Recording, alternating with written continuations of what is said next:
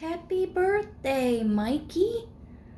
I thought I'd tell you a little story about the the birth event, I guess I will say.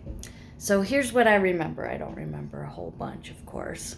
I should have written more stuff down. But um, so I guess it would have been December 7th. I started getting some labor pains. I remember being on the computer playing solitaire, and I started to get these labor pains. And I got to tell you, it hurts. It hurts to have labor. And anyway, I think maybe your dad was coming home from work, or I'm not really sure, but I started having labor pains in I think the early afternoon on the 7th. And then we decided to go to the hospital. This was Elyria. And I was admitted, and I was so excited. I mean, I just couldn't wait to meet you. And I remember desperately wanting the epidural. So I knew that even before I experienced the labor pain, but I also knew that if you didn't get it at a certain point, then you couldn't get it.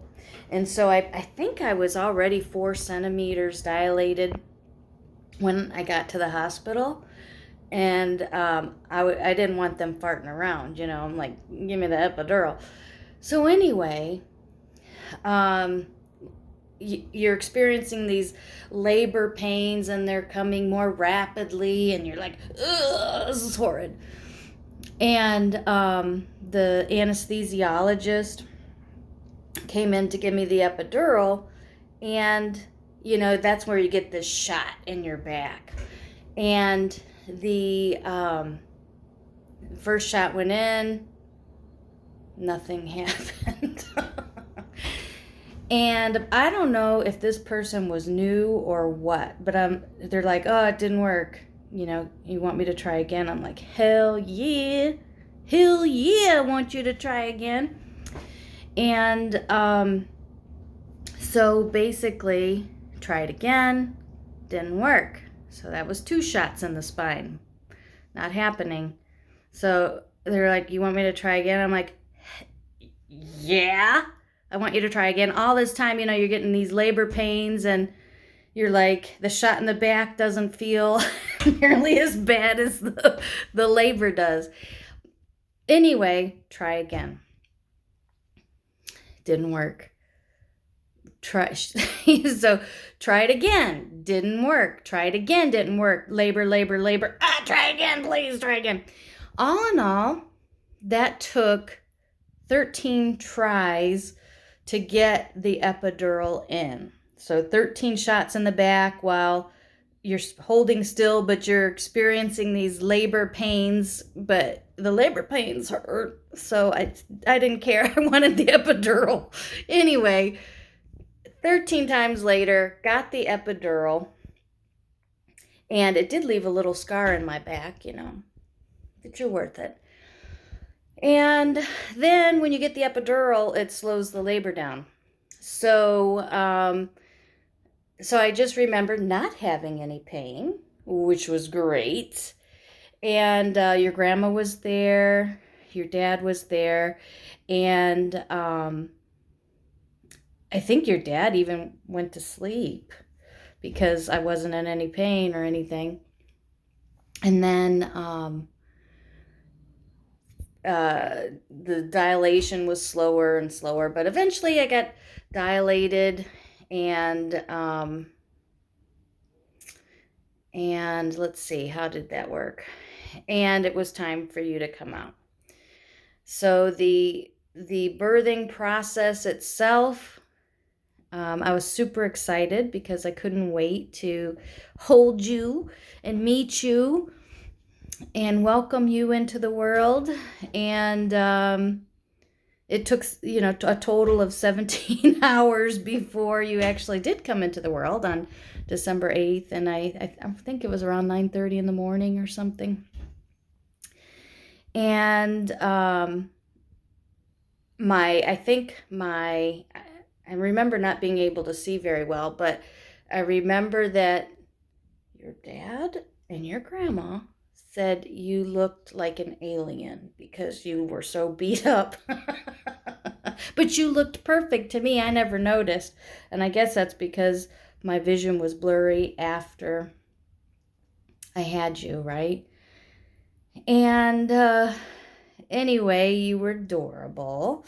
And that was back when the birthing centers, 4 ladies who had just given birth share one bathroom, which, let me tell you, was horrid. And but you don't need to know that on your birthday story. But then I can tell you that your Aunt Lori changed your first diaper. Those are the ones that are a sticky tar like substance, so I didn't even change that. And then it was time to bring you home.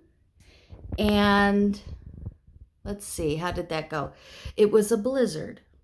And I remember being nervous. I'm sure your dad was nervous too about figuring out the car seat because when you bundle a baby up, especially a newborn, they're not wearing pants, they're wearing this thing and covers them all up. And usually when you see a kid in a car seat, the seatbelt goes between their legs. Anyway, they had a hell of a time figuring that out, but making sure you were bundled up properly. And there was a blizzard. There was an actual blizzard, so it was scary going home, but we made it safe and brought you home. And I don't think we put you down for a long time. We always wanted to hold you, and of course everybody else always wanted to hold you.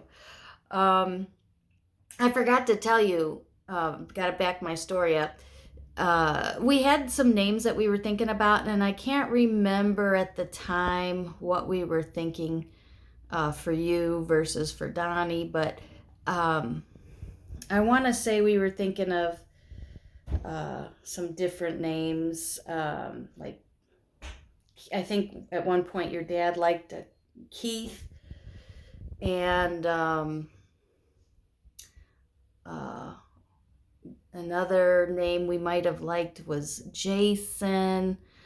Anyway, I can't remember all the names that we had picked out, but we hadn't decided on a middle name, or maybe we were thinking about middle names as well. I don't even know. But anyway, when your dad and I had talked about it, he never said he wanted you to have his name at all. And anyway, we came up with, when you were born, we were like, oh, he looks like a Mike. And Mike wasn't even on our list of names. But we went with it because we thought, oh, Mike's Bike Shop. That's, even though your grandpa's name wasn't, your great grandpa's name wasn't Mike, that's what everybody knew him as. So we thought, okay, we'll call him Mike. And then when it came time to the middle name, your dad was like, okay, Scott, Michael Scott, and that turned out well too. So that's how you got your name. And you have made me very happy. I'm so proud of you and the man that you've become. I have enjoyed being your mom and watching you grow. And, oh, I'm going to cry.